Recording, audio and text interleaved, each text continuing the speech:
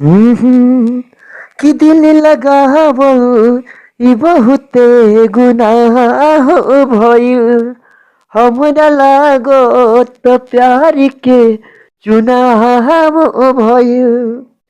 दिल लगावल ई बहुते गुनाह हो भइल। हमरा लागत प्यार के चुनाव भइल। अब तो केहू के न दिल में एतबार होता रे। अब केहू के हाय दिल में एतबार होता रे। प्यार केहू से कह केहू कहरी।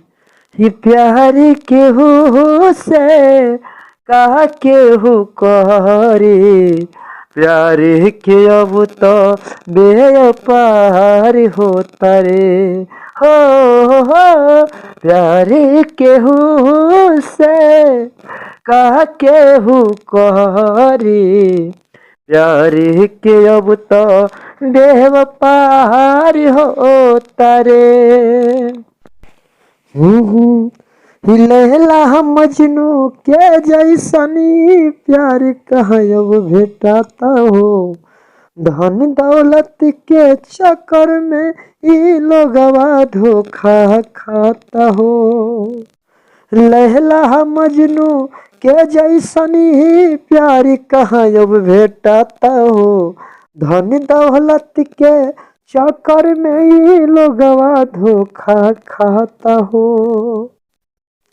तो केहू से अब ना एतबार होता रे। तो केहू से अब ना एतबार होता रे।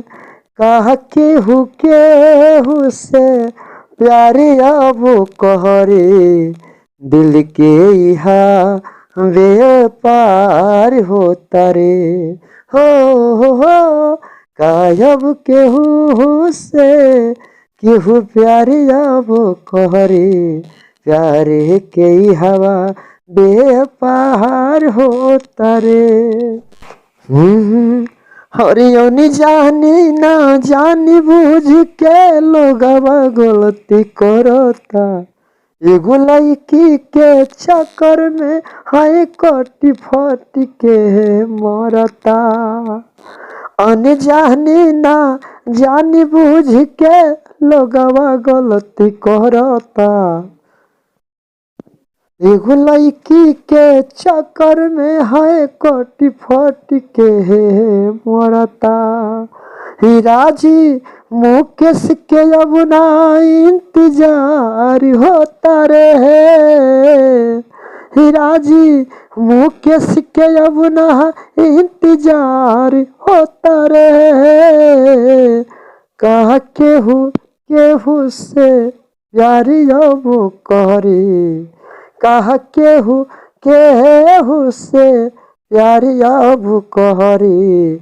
दिल के यहाँ बेपार होता रे। हो कायब केहू से प्यार केहू करे। प्यार के हवा बेपार होता रे।